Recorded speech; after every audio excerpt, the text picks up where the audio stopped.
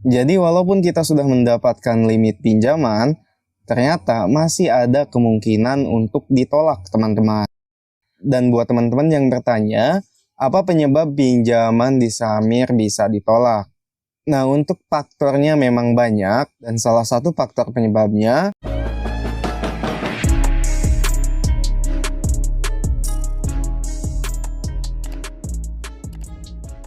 halo semuanya, di video kali ini saya akan kembali lagi membahas aplikasi Samir Pinjaman Online. Nah, ini adalah aplikasi pinjol dari PT Sahabat Mikro Fintech. Kemudian untuk aplikasi ini sudah di-download oleh 5 juta lebih pengguna dan sudah memiliki 95.000 ulasan sampai saat ini. Kemudian untuk ulasannya sendiri banyak sekali, baik itu ulasan yang baik ataupun ulasan yang kurang baik terhadap aplikasi ini. Oke, sekarang kita coba buka aplikasinya teman-teman. Nah, ini adalah tampilan dari menu aplikasi Samir. Kebetulan di aplikasi ini saya sudah pernah mengisi formulir pengajuan. Dan untuk formulir pengajuan saya mendapatkan limit 3 juta rupiah teman-teman. Nah, apakah langsung sebesar ini? Tentu saja tidak. Untuk limit awal yang saya dapatkan sebetulnya adalah 300.000 rupiah. Silahkan teman-teman bisa cek saat pengajuan awal dan saya sudah sempat buatkan videonya juga. Tapi untuk limit Samir ini tiba-tiba meningkat walaupun saya tidak pernah menggunakannya. Jadi setelah saya mendapatkan limit 300.000, aplikasi ini langsung saya uninstall dan saya buka kembali setelah 1 bulan. Nah, pada saat dibuka kembali tersebut memang ada proses peninjauan ulang. Dan dari hasil peninjauan ulang tersebut, saya mendapatkan kenaikan limit yaitu hingga 3 juta rupiah. Oke, apakah limit ini bisa kita gunakan? Dan apakah kalau misalkan kita sudah mendapatkan limit, untuk pinjamannya akan bisa cair atau tidak?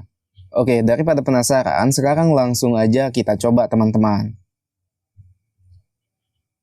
Nah, jumlah 3 juta ini adalah limit maksimal yang bisa kita ambil. Dan di sini kita bisa menyesuaikan sesuai dengan kebutuhan. Contohnya, karena ini hanya percobaan, di sini saya ingin memilih limit yang terkecil, yaitu 200.000 rupiah. Untuk tenornya, di aplikasi saya hanya memiliki 2 pilihan, yaitu 60 dan 90 hari. Sekarang akan saya coba memilih yang 60 hari. Nah, ini adalah rincian dari pinjamannya. Untuk jumlah pinjaman 200.000, total dana yang diterima itu hanya 177.800 teman-teman. Dan total pengembalian dananya yaitu mencapai 216.000. Ya, untuk bunga ini memang tergolong sangat kecil karena aplikasi Samir ini adalah aplikasi yang legal. Tapi walaupun aplikasi legal, saya sarankan teman-teman jangan menggunakan aplikasi pinjaman online, baik itu aplikasi apapun. Kecuali kalian sedang dalam keadaan yang mendesak dan tidak ada pilihan lain lagi selain untuk minjol teman-teman. Karena sudah kita ketahui bersama bahwa pinjol itu memiliki banyak resiko teman-teman. Terlebih lagi akan memperburuk keadaan ekonomi kita. Oke, sekarang kita lihat untuk rincian pengembaliannya. Di sini teman-teman bisa lihat untuk pinjaman pokoknya itu 200.000, lalu untuk biaya adminnya 20.000, dan masih banyak juga untuk rincian pembiayaan yang lain. Nah, ini dia teman-teman. Kemudian untuk tenornya, di sini tenornya terbagi menjadi 4 periode pembayaran. Dan setiap periode pembayarannya itu 54.000 teman-teman.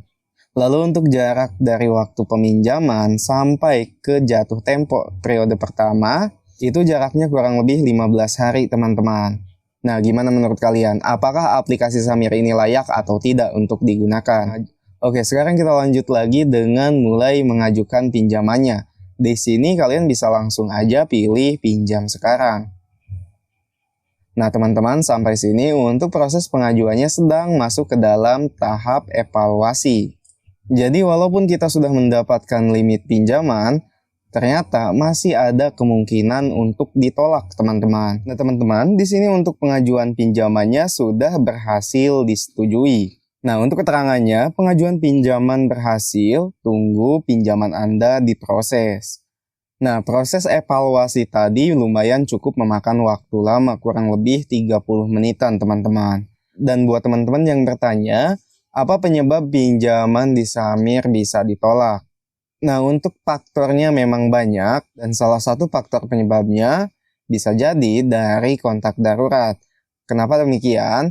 Untuk aplikasi Samir ini ternyata kita tidak boleh asal memasukkan kontak darurat teman-teman. Karena nantinya untuk nomor yang kita jadikan kondar akan langsung dihubungi oleh aplikasi Samir melalui SMS. Nah, contohnya seperti ini teman-teman. Di sini ada keterangan saat ini kontak Anda terdaftar sebagai kontak darurat. Nah, di sini yang menjadi kondar harus mengklik link untuk konfirmasi. Ini adalah contoh link konfirmasinya. Jadi kalau misalkan kondar kalian sudah mengkonfirmasi, kemungkinan besar untuk pinjaman kalian di Samir itu akan diterima teman-teman. Oke, sekarang kita kembali lagi ke aplikasinya. Nah, jika sudah seperti ini, kita harus menunggu lagi kurang lebih 30 menitan.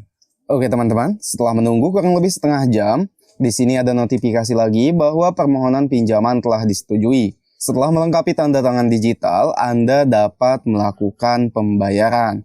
Oke, di sini langsung kita konfirmasi aja. Selanjutnya kita klik pada bagian tanda tangan perjanjian. Oke, setelah di-refresh, pinjaman telah disetujui dan dalam proses pencairan. Silakan cek rekening pencairan secara berkala.